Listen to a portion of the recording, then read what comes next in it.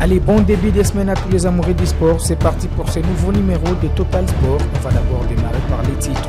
La Fédération congolaise de football association a déposé une plainte sur l'alignement d'un joueur sur litigé lors de la deuxième journée des éliminatoires de la Coupe du Monde 2026. Ligue nationale de football, la Rangers s'est tenue en échec par l'AS de Fonor de Goma.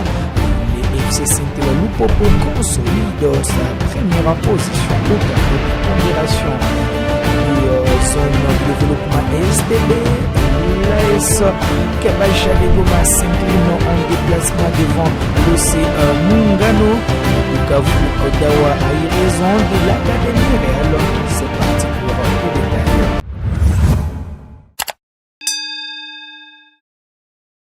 Alors on va démarrer par l'équipe nationale de la RDC. L'instance qui gère le football en République démocratique du Congo accuse les Soudans d'avoir aligné un joueur litigé. La FECOFA a déposé une plainte contre les crocodiles du Nil. Selon les journalistes sportifs congolais des Top Congo FM, Djinovic Mboa. L'instance qui gère le football congolais a déposé en tout cas cette plainte sur les joueurs Djurif Ali qui détenaient un passeport finlandais au lieu d'un passeport soudanais à quelques heures du coup d'envoi de cette rencontre qui s'est jouée d'ailleurs le 19 novembre dernier à Benghazi. Nous sommes en Libye. Une rencontre d'ailleurs gagnée sur le terrain par les Soudans face aux léopards de la République démocratique du Congo.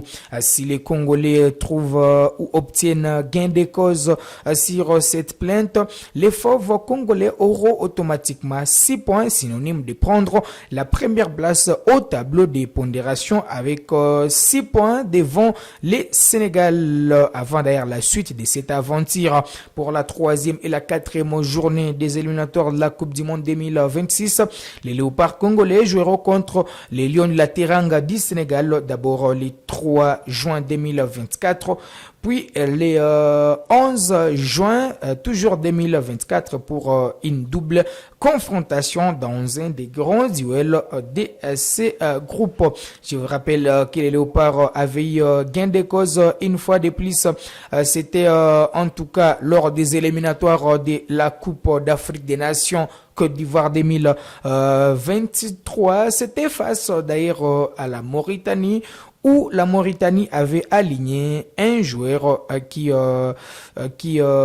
était né au Sénégal. Donc, on va suivre de très près ces dossiers administratifs de l'équipe nationale de la République démocratique du Congo. On va enchaîner avec la Ligue nationale de football en République démocratique du Congo avec plusieurs rencontres qui étaient au programme ce dimanche dans la capitale congolaise. D'abord, au stade Tata Raphaël, l'AS Dauphin Noir de Goma a tenu un échec l'équipe de l'AC Rangers sur les scores de 1 partout. Mené au score par l'équipe locale, Dauphin Noir est revenu dans cette rencontre sur le but marqué par Gauthier Pembele sur un centre de Jérémy Boele. Gauthier Pembele qui marquait d'ailleurs son 2e but cette saison en championnat national privé de ces 6 joueurs qui avaient écopé des cartons rouges face au football club Les Aigles du Congo, dont les capitaines Jackson Lunanga, Mardoché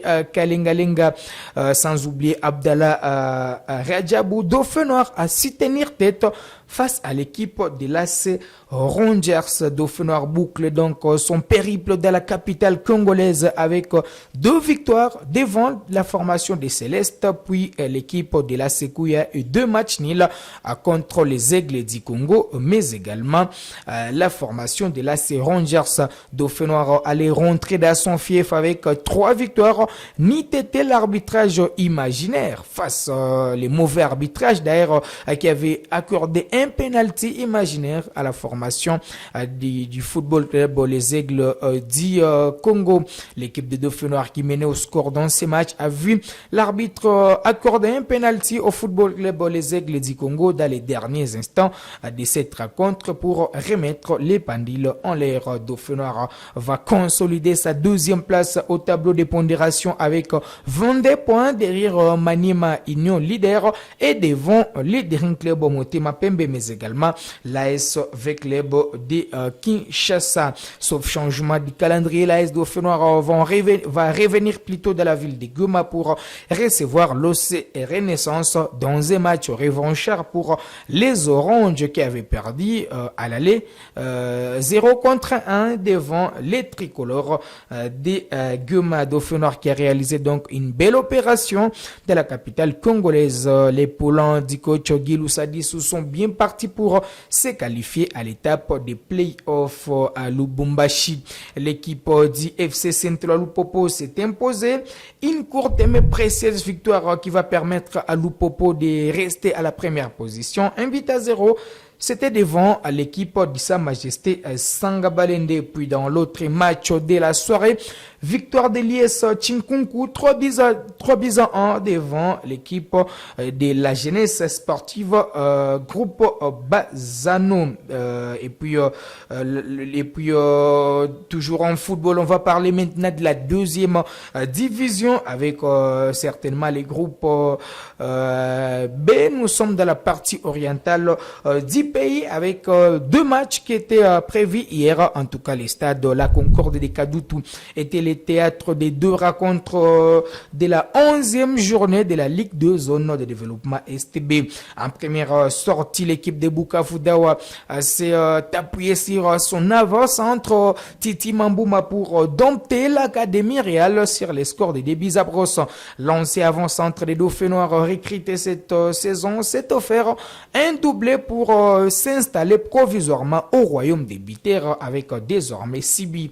Titi Mambouma vient d'ailleurs d'un triplé avec les Corbeaux du site qui vous actuellement il est meilleur arbitre de la Ligue 2 devant Claude Kiza Ousseni du FC Mwangaza qui s'est offert un doublé également lors de la victoire de Mwangaza les samedis face à la formation de des NTCL. Et puis en deuxième sortie, d'abord si je reviens sur les classements, l'équipe de Bukavu Dawa va rester à la deuxième position avec 18 points derrière l'équipe de l'AS Nyuki qui est leader avec 19 points et Nyuki qui a dompté la formation des Show Sports les samedis au stade La Concorde.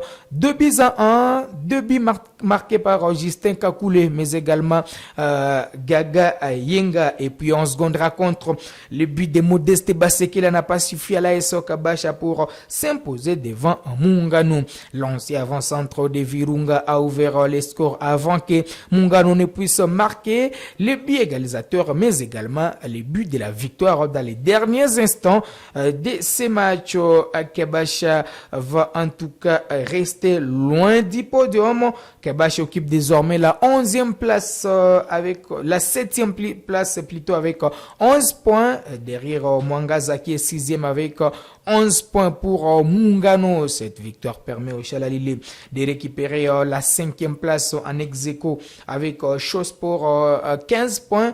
Tous derrière l'équipe de Virunga qui est 3e avec 18 points. Virunga qui est derrière l'équipe de Bukavu Dawa Kabasha qui traverse une période de crise depuis sa défaite sur tapis vert face à l'AS Nyuki, mais également cette série de sanctions, vous le savez, suite aux échauffourées des fanatiques au stade sur un penalty accordé par l'arbitre international congolaise Rachel Zindula sur l'AS Nyuki. Les fanatiques de Kabasha qui n'étaient pas d'accord avec ces pénaltys avaient attaqué les installations du stade de l'unité avec les jets de projectiles. La Lina Foot qui a en tout cas frappé fort la formation de Kabasha avec des sanctions. 2 joueurs qui sont suspendus dont l'ailier Jafari Satala pour 6 matchs, les portiers Freddy Moukadi 6 matchs également.